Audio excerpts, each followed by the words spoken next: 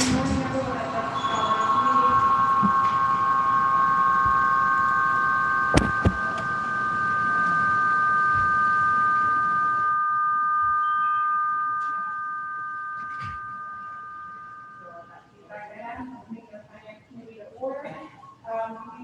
start with the fiscal year 21 financial report through February 2021. Mr. Rudolph. Oh. Okay, we're getting tons of feedback. So, all right, so we're back. All right, Mr. Rudolph, fiscal year 21 financial report through February 21, please. So this is the financial report through February. It does include the special appropriation that was approved by the Board of Ed, Board of Finance, and RTM in the amount of $1,788,130. And then also in RC 28 are the transfers the Board of Ed approved of $649,993.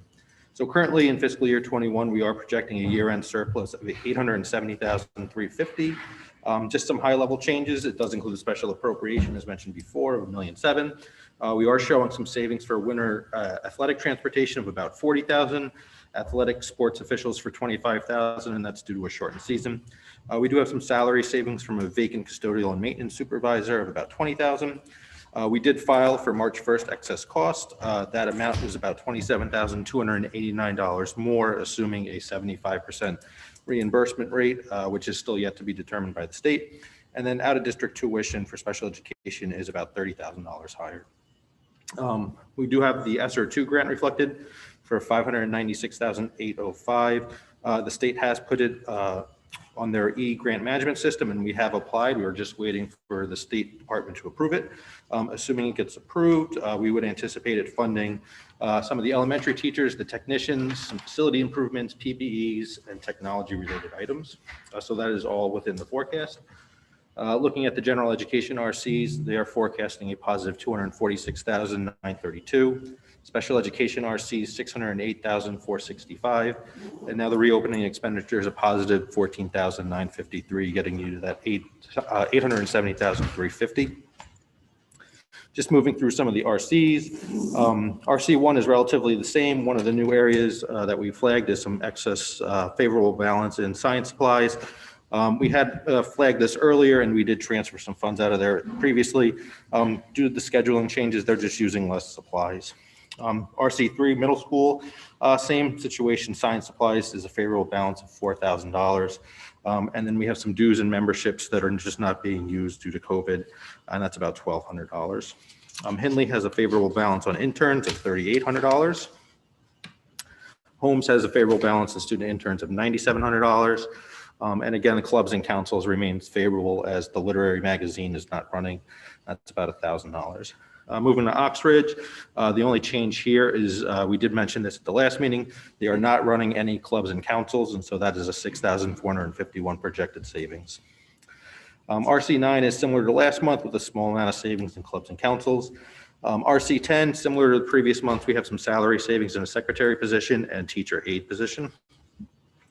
RC11, as mentioned before, we are projecting a favorable balance in transportation due to a shortened winter season by about 6 weeks of $40,100, and then sports officials for the winter season of about $25,970. Previously mentioned as well, salary savings in the vacant custodial and maintenance supervisor position. This is a little over $20,000, and then our rentals for building rentals and then fields largely offset each other, as we mentioned in the past. Similar to the previous month, RC13 music, we do have some favorable balance in clubs and councils. In RC15, new this month, we are projecting a small deficit of $16,400 in the repair and service line item, and this is for outsourcing Chromebook repairs. We do have a transfer for consideration to cover this deficit. RC16 is the same as last month, no real changes. RC18, similar, no changes from the previous month. We do have favorable balances in contract support due to collective bargaining agreements that were negotiated under budget. RC19 is slightly higher than the previous month as we've extended the vacancy for the program director. We've had another program director subsequently resign as well, so that'll be reflected in the March report for some additional salary savings. RC20 finance is similar to the previous month. RC23 adult ed still shows that favorable balance of $4,500.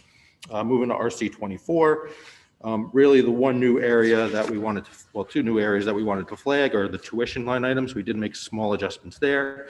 Tuition public school is forecasted at a positive 112,383, and then tuition private schools a positive 58,292. Moving to excess costs, we did file our March 1st claim. So we have received the first installment of excess costs. So we have received $2,079,924. So based on what we filed for March, that means at a minimum we'll get 62% of submitted claims since that's already been received. We are still assuming a 75% reimbursement rate, which would get us to a little over 2.5 million or $196,000 above budget. The state still has estimated revenues at 83.5%. They won't update what the actual reimbursement rate will be likely until sometime at the end of April. At that point, we'll true up or true down, whatever the actual reimbursement rate, and then we'll receive that balance of a reimbursement at the end of May. RC 25, pretty similar to the previous months. Regular transportation has a small balance of $1,800. Electricity, a positive 42. Sewer cost, a positive 12,000. Property insurance is a positive 1,100. Health insurance is a slight negative variance at 65. And then unemployment, a negative deficit of 22,000, which we also have a transfer for consideration. ELP, the one change here is the tuition. We did mention at the previous committee meeting that we were going to get a couple of additional students. Those students did enroll. So we have reflected the updated tuition line item. So the negative variance shrinks to about $78,775. Moving to RC 28 COVID, we are, as we mentioned, forecasting that we will use the Sr2 Grant to fund the teachers at Holmes, Oxbridge, and Royal. We are forecasting that we will use the Sr2 Grant to cover the technician, the cost of Zoom, PPEs, emergency repairs, including exhaust repairs, air conditioning upgrades, and HVAC system evaluation, as well as some technology, including devices such as laptops, Chromebooks, document cameras, and cables, and ViewSonics. Overall, about a $14,000 positive variance. Here, the two areas that we'll continue to monitor that could fluctuate slightly are substitutes based on quarantining, nurse contact tracing, and those are really, and then custodial overtime. Looking forward actually to the payroll we have tomorrow, we did have a slight uptick in custodial overtime, so there's a possibility we'll make a recommended transfer in the March report for custodial overtime. But based on some available balances due to COVID, we should be able to cover that without concern. There was a request to include, actually before we get, there was a request to include the grant financial report. So we did include that in this month's financial report. So the IDA grant is a grant that funds special education. We are anticipating carrying over about $103,000. Title I is another grant we're anticipating carrying over just slightly less than $40,000. That primarily covers interventionist, professional development, and literary resources. Title II, we are anticipating carrying over just under $45,000, and this covers reading and writing support. Title III is an English language learners grant, and we are anticipating carrying over just under $8,000 for that. And then Title IV addresses school safety, school climate, and community engagement, and we are anticipating a small balance there as well of $11,000. We did touch on the ESSER grant, the Sr2 grant, and the coronavirus relief grant. And then finally, the food service financial report we included as well. We are forecasting a deficit inclusive of encumbrances to date of $690,000. However, being fully in has significantly helped food service sales. If we actually look at March, which is excluded, just through half the month, we've exceeded any monthly sale throughout the year by about $20,000. So we've had about $88,000 worth of sales in the month of March. Prior to this, the highest sale was about $60,000, and we're only halfway through the year. So you'll see in the financial report, we're actually projecting that deficit to slightly decline, assuming that we stay open for the rest of the year.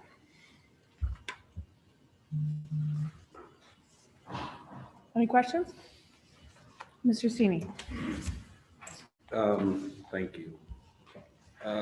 Three, Rich. When I look at the general ed and the special ed surpluses, kind of working through the year from September, October, November, we skipped December, January, and now February, we've gone from 500 to 600,000 in the black to approaching 900,000.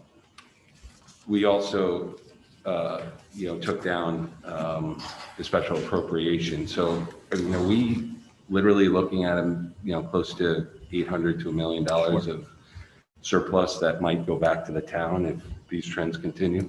So at this point, we would look at a little over $800,000 going back to the town.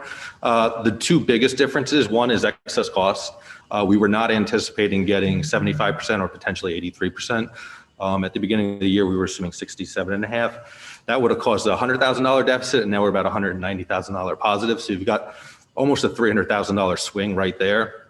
And then the other is transportation. It took a while to kind of negotiate with our out-of-district providers. So we're not paying if the out-of-district location is remote for the day. And so that benefited a significant amount of savings in the transportation line item, about $150,000. So those two line items alone are about $450,000, which really make up that swing. Assuming that, we have a pretty status quo environment for the rest of the school year, I would anticipate us returning, in excess of $800,000. Okay, thank you. The second one being, you defined brilliantly throughout the memo, COVID versus non-COVID savings. Mm-hmm. If you look at the special ed RC, there isn't a definition. Is there any way that you can define those bullet points as COVID or non-COVID? Sure. I mean, the big one would be that transportation line item, but we can certainly do that. And then add to that, probably tuition too. We're seeing a big, I calculate $170,000 differential between our budget. That would be part of it. Yeah. Some of it is that, students either have changed placements because some have closed, so it resulted in less than anticipated expenditures. Some have come back to district, some have just went to different placements. And so that would be a mixture of COVID and non-COVID. Is there a way to differentiate? Yeah, so we can break out what you think is COVID related and that. So I would just urge you to be careful on that, because without a student's identifying educational placement and change, what we might consider COVID and what the IEP might determine as an educational need, we'd never be able to see. So I think transportation's quite easy. If we know something, a school closed because of COVID, that might be a broad category, but I would caution going too far down that road, because the board just doesn't have that insight.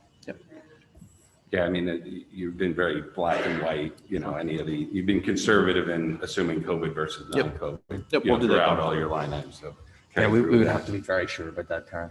I'm sorry. I said we would have to be very sure about those. Exactly. And then I guess thanks for the grant report. Sure. So you outlined what's going to carry over through fiscal year 22.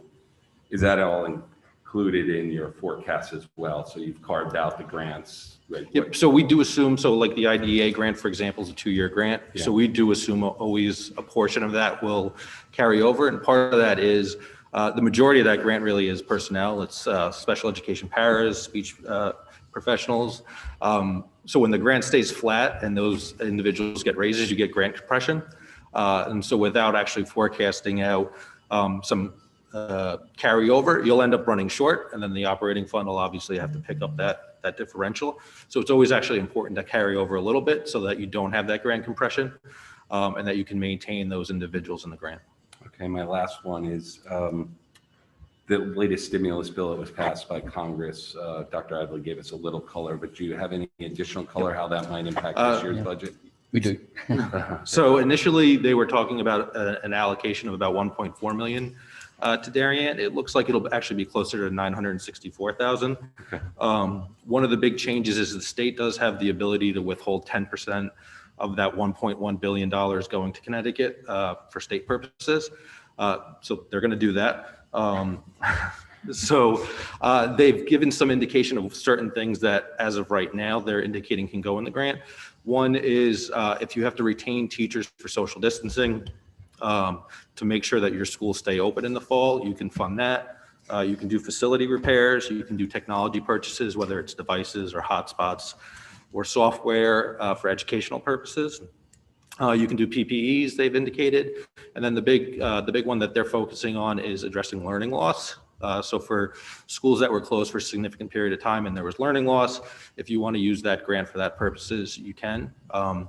It's expected that it'll take the federal government at least 60 days to roll that money to the state, and then the state another 60 days to roll that down to the municipalities, and then another 30 days before you can actually apply and draw down that money.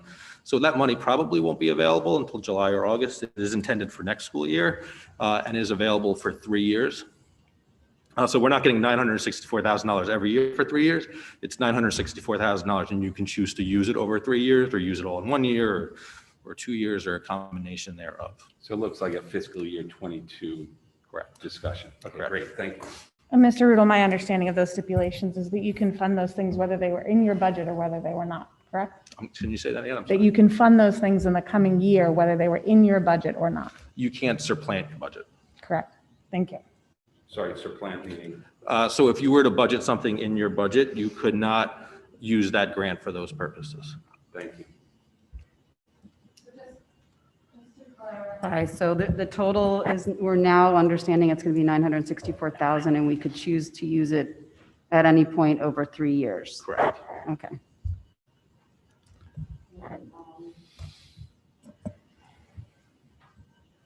I don't want to jump in. I'm sorry, Mrs. O'Shea, I'm just. making a note. Sorry, my mic is like in a weird spot. I want to talk about food services, and thank you for this, Sure. this detail. This is incredible. And this report in general is just an amazing overview of everything going on. But I just wanted to go to the food services just to remind myself and everybody else what happened. Usually that's a self-sustaining program and we don't see it coming through the operating budget, but obviously we're in a unique situation. And we've had 514,000 being transferred out of that into our operating budget. I just wanted to get clarification. So, because I'm trying to reconcile where everything landed. So we have 469,000 that is related to staffing, and 80,000 of that is in RC20, and 388,000 of that related to the lunch staff is RC28. Correct. Do we have that? I have that right? Okay. And then for the fixed costs, I have under utilities, about $4,000, and then 41,000 coming in for retirement costs. So we're running that through RC25. Is that correct? So the 41,000 is in RC28 in COVID. Okay. And then the Couldn't 4,000, find that. because it is a small dollar amount, is in our utility accounts in RC25. Okay. In terms of what happened with the food service fund, and we're seeing this all across the state of Connecticut, one, the school year was shortened, so we lost 3 days of sales for students. We actually lost a little bit more because we had a couple days that were snow remote days that we won't have to make up. The other issue is that because we were hybrid, we had half the kids in and half the kids out, so you, by definition, have less sales there as well. The other issue is because of social distancing, some of the kids have eaten in the cafeteria, some have eaten in the gym, some have eaten in the classroom. It limits what you can offer students and how you can actually deliver that food. So the options are less than what they would be in a normal year. So we've seen, as everybody has, significant declines in sales, which is what creates that self-sustaining entity.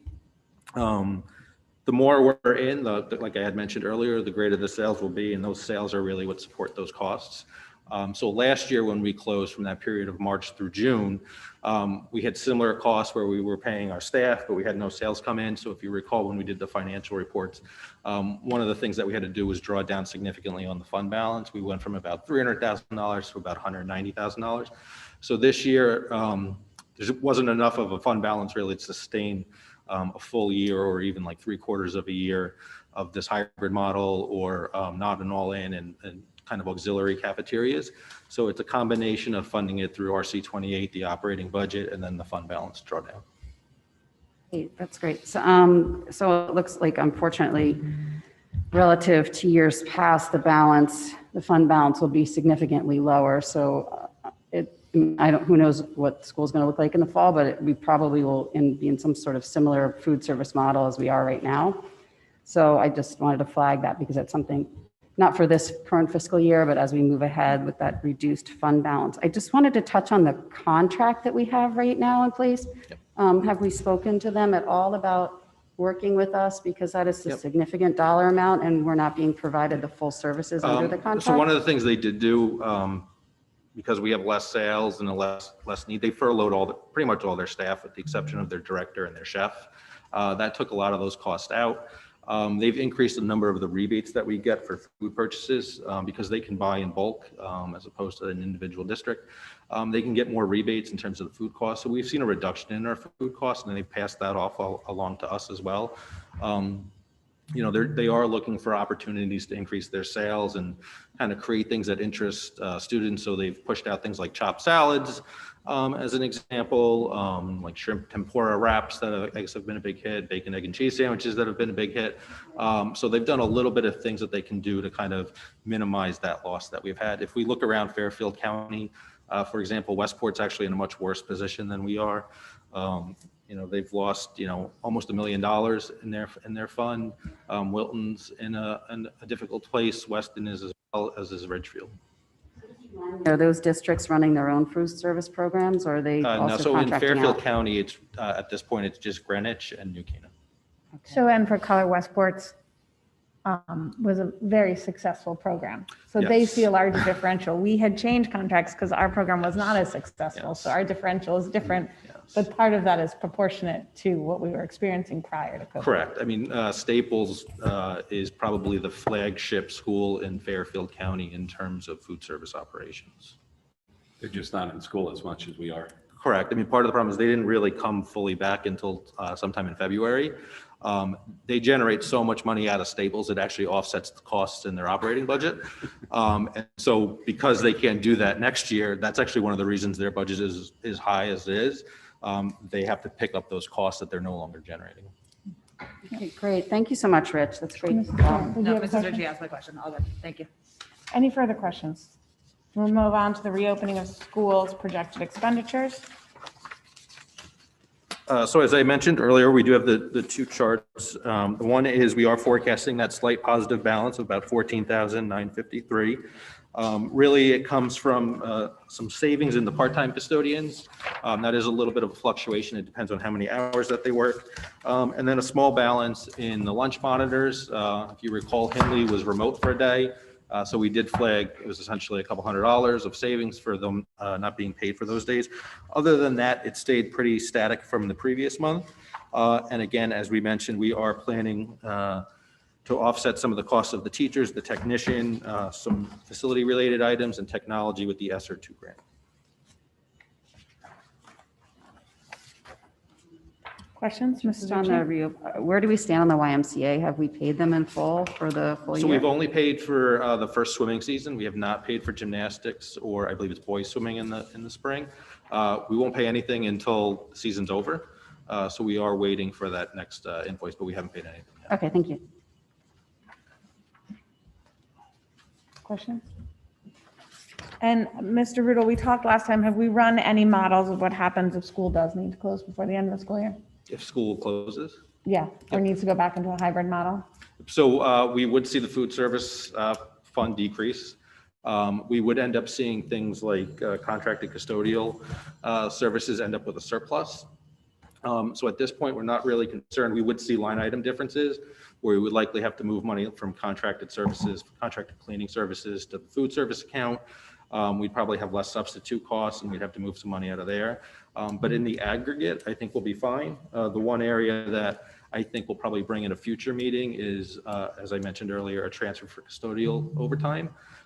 With more kids in school, instead of working, 4 hours on the weekend for some additional cleaning, they've just been in a little bit longer to address that. And then potentially, depending on how contract tracing works and the needs there, whether or not we'll need more costs for nursing. Any other questions? Okay, we'll move on to the transfers, budget transfers for 2020-21. So we do have two transfers for the board to consider. The first one is for $16,400 for Chromebook repairs. This is just a product of having more devices in use. It's expanded not just grades 3, 4, and 5, but obviously the K2 students as well. So we are recommending taking some of that surplus funds from science supplies, dues and fees, professional development, auditing fees, really areas that we have available balances that won't impact the district. And then we had made a transfer previously and talked about how it wasn't going to be one of the first transfers, but we'd expect another transfer going forward for unemployment insurance. And so we are recommending a transfer of $22,159 with savings coming from salary savings from a vacant para. And I would just ask maybe even Mr. Tranberg, we've checked in with our science department that they don't have need, given that that's a direct student, usually user experience. We did reach out to the schools Okay. to make sure that they weren't going to use it. And it also doesn't leave them with zero. So the expectation is they can still purchase supplies as needed. Thank Mrs. Ritchie? Just to touch on the repairs, the Chromebook repairs. So are these repairs because we're using them more because of remote, or is it just because we have more devices out there? So we're going to see an uptick on these repairs going forward. So it's a combination of both. It's more devices. It's the fact that students are remote. It's also, part of it is typically it's a mixture of outsourcing Chromebook repairs and then our in-house technicians doing some of those repairs because of the need to have the technicians in the school a little bit more because the devices are more important. They're being used more. We've kind of pulled back a little bit on that to free up their time to address needs in the classroom more in like a real-time manner. So it's kind of a mixture of both. The budget that was approved for next year, we did have a small uptick in repairs in RC15, not as much as what we expected this year because it is that mixture of being out, being hybrid, and then just more devices. Mr. Sini? And then, Rich, the process of now transferring, are we going to be using the COVID RC excess funds to transfer into the COVID-related expenses and leave the kind of, as I call them, the recurring RCs, general ed and special ed alone? It just maybe walk us through once more. So if we have shortfalls in the non-COVID areas, we would look to make transfers at not using RC28, but the other RCs. So really 1 through 26 within 26. I would anticipate if we have to make a transfer into RC28 for COVID, we would look for those areas that are considered COVID savings. So whether it's the transportation and athletics, the sports officials, maybe the clubs and councils that aren't running would kind of look for those to go into RC28, kind of look at RC28 kind of by itself. So basically, you're trying to reconcile or true up non-COVID to non-COVID Correct. and COVID to COVID. Awesome. Yep. Thank you. Any other questions? All right, with that, we'll open it up to public comment.